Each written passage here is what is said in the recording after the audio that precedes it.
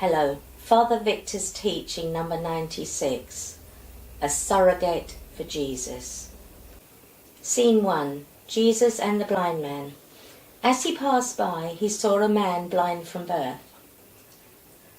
The healing of the man born blind was a hallmark of Jesus' ministry. Jesus is portrayed as a healer, especially of the blind. In Jesus' time, blindness was so well known that he includes the blind in his parables. He even uses it metaphorically to represent spiritual blindness. And his disciples asked him, saying, "Rabbi, who sinned, this man or his parents, that he was born blind?" Despite the book of Job, the old theory of a direct causal relationship between sin and sickness was still alive in Jesus' time, as this question and the similar one in Luke chapter 13 verse 2 indicate. The disciples assume that sin, regardless of who committed it, is the cause of the man's blindness. This was a common belief in Jewish rabbinic thought. The rabbis use Ezekiel 18:20a to prove there was no death without sin. Thus, in this case, the sin must have been on the part of the man's parents or during his own fetal existence. Psalm 51:5. Jesus answered, "Neither this man nor his parents sinned, but rather that the works of God might be revealed in him. It is necessary for us to perform the works of the one who sent me while it is day. Night comes when no one is able to work. While I am in the world, I am the light of the world." Having said these things, he spat on the ground and made mud from the spittle. Jesus' action of making mud plaster of spittle and soil is not unusual. In antiquity, spittle was thought to have medicinal power. In Mark's Gospel, we come across two instances where Jesus does the same thing. Then he spread the mud on his eyes and said to him, "Go, wash in the pool of Siloam," which means, when interpreted, sent forth. The Gihon spring, situated outside the city of David in the southeast, was the source of the pool of Siloam, which was eventually built within the southern part of the city after King Hezekiah in the 8th century BC redirected the Gihon spring by tunnelling west under the city of David. It was the only source of spring water in the city and thus had religious, ceremonial value. Today one can walk through Hezekiah's tunnel where the spring begins and exit at the pool of Siloam, below the Arab village of Silwan, south of the city of David. The name of the pool bears symbolic importance for Jesus. The blind man is being told to go and wash in the place called Sent Forth, by the one who was sent forth by God the Father. Jesus then is the source of healing, not the pool. The man is obedient and is healed. So he went and washed and came back able to see. Scene 2. The following scenes probe Jesus' identity. As the story progresses, Jesus is more closely revealed by name. He is firstly the man called Jesus, secondly a prophet, then the Christ, and finally he is declared to be from God. In scenes 2, 3 and 5, the blind man is progressively deputizing for Jesus, namely he is emerging as his surrogate. While the Pharisees repudiate Jesus and his role, the healed blind man emphasizes his true identity. Interrogation by neighbours, therefore, the neighbours and those who earlier were used to seeing him, that he was a beggar, were saying, "Is this not the one that used to sit and beg?" Some said, "This is he." Others said, "No, but he is like him." He kept saying, "I am the man." So they said to him, "How then were your eyes opened?" The man answered, "The man called Jesus made mud and smeared my eyes and said to me, 'Go to Siloam and wash.' So going and washing, I saw again." They said to him, "Where is that man?" He said, "I do not know." Scene 3. First interrogation of the man by Pharisees. They brought him, the man formerly blind, to the Pharisees. Now on the day when Jesus made the mud and opened his eyes, it was a Sabbath. So the Pharisees again asked him how he saw. And he said to them, "He put mud on my eyes, and I washed, and I see." So some of the Pharisees said, "This man is not from God, because he does not keep the Sabbath."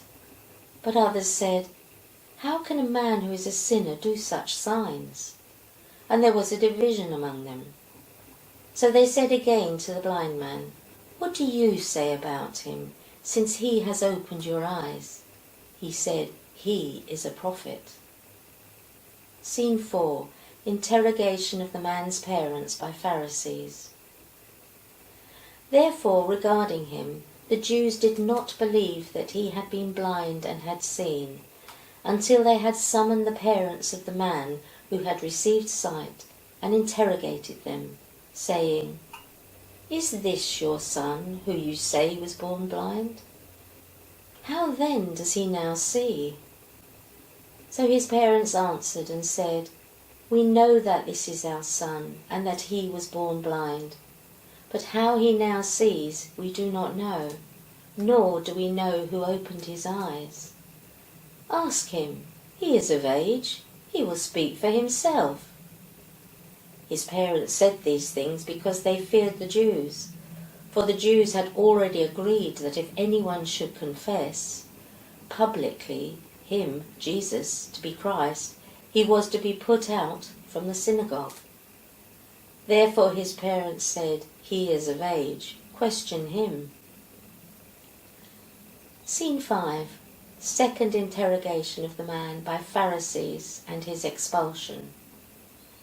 So for the second time they called the man who had been blind and said to him, "Give glory to God." Although it would appear they were urging the man to praise God for the healing, this was actually in Hebrew usage an adjuration to a criminal to tell the truth and confess his guilt. The idea may be paraphrased thus: "Tell the truth that you and Jesus have conspired to work a pretended miracle. It is your best course, since we know all about the frauds of Jesus and will soon unearth this one. We know that this man is a sinner."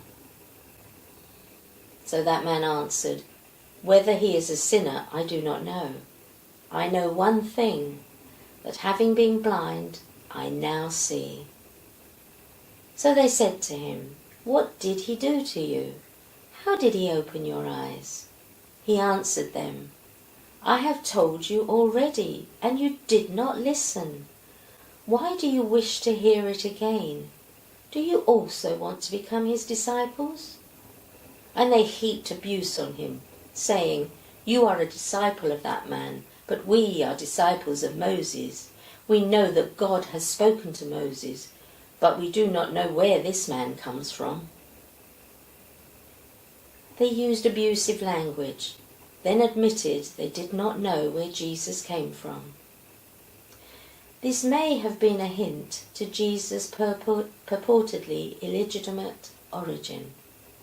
The courts would sometimes investigate a person to determine if they were an illegitimate child, which would eliminate any credibility. The man answered and said to them, "Why then? There is something remarkable in this, that you do not know where he comes from, and he opened my eyes. We know that God does not listen to sinners, but if anyone reveres God and does his will, to this man he listens. From the beginning of the age of the world, it has not been heard of that anyone opened the eyes of a man born blind. If this man were not from God, he could do nothing. They answered and said to him, You were born totally in sins, and you teach us? And they expelled him. The man first expresses his disbelief sarcastically and with biting irony in verse 30. Then, in verse 31, argues his case compellingly by lecturing these powerful and intellectual Pharisees who sat on the High Court of Israel, the Sanhedrin, for minor community matters. They were, however, accessible for the average person. It seems hypothetical to interpret the disciplinary action by them in verse 34 as a formal excommunication of the healed blind man from the synagogue. Their action could simply be seen as a quick ejection of the man from their presence. Scene 6. Jesus and the healed blind man. Jesus heard that they threw him out, and having found him, he said, Do you believe in the Son of Man? That man answered and said, And who is he, sir, that I may believe in him? Jesus said to him, You have not only seen him, but also the one speaking to you is that one. He said, Lord, I believe, and he worshipped him, prostrated himself before him, went on his knees. His confession of faith and his worship indicate that the man no longer lives in spiritual darkness. He can see perfectly clearly in both respects now, and therefore he openly embraces Jesus as the Messiah of Israel and submits to his lordship. Once Jesus unveils his identity as the Son of Man, namely, as sent forth by the Father, the Greek word Kyrios, Lord, in 9:38, is the man's recognition that he is standing before a revelation of God, whereas in 9:36, Kyrios simply means Sir, to reflect the respect he has for Jesus. Comment. The healing of the man born blind is a sign that Jesus is the Messiah and is cast in the context of John's Gospel in terms of light-darkness imagery. Jesus shows himself to be the light of the world by giving sight to the blind. The world and the Pharisaic Jews within it lies in utter darkness, but whoever wants to walk in the light must come to Jesus. This contrast between light and darkness is illustrated by two main characters. In scenes 2, 3 and 5, the blind man is gradually portrayed as Jesus' surrogate or deputy. While he progresses from calling Jesus man in scene 2, then a prophet in scene 3, to defending him against the Pharisees' charges, inviting them to become Jesus' disciples, correcting their doctrine, all in scene 5, and confessing Jesus as Lord and worshipping him in scene 6. The Pharisaic Jews are ironically oblivious to their spiritual blindness. Thus their blindness persists, while the man walks home not only with his physical sight restored, but spiritually changed, a believer and worshipper of Jesus. This dramatic story is as much about our lives as readers as it is about the first century experiences of one blind man. The man is the protagonist in the story, in whose life we can easily see ourselves. John is writing on two horizons, recording an episode in Jesus' life and letting that story speak powerfully to us in our own life situation. The man is a model of someone who has experienced conversion. He is healed by Jesus. He is reviled. He chooses to believe in Jesus, and he becomes a disciple. You are a disciple of that man, but we are disciples of Moses. In other words, deep personal conversion begins with God, involves faith, and begins a life of great change. As readers, we watch this drama of John's conversion model unfold. However, the drama is affecting us well. We too must choose to believe. All the evidence of the miracle and Jesus' identity. In this dramatic story, John gives a catalogue of 9 titles revealing Jesus' true identity. Rabbi in verse 2, Jesus in verse 3, the light of the world in verse 5, sent forth in verse 7, from God in verses 16 and 33, prophet in verse 17, Christ in verse 22, Son of Man in verse 35, and Lord in verse 38 are manifested. Will we believe with the healed blind man, or will we ask antagonistic questions with the Pharisaic Jews? His logical thinking runs as follows. Jesus had healed me.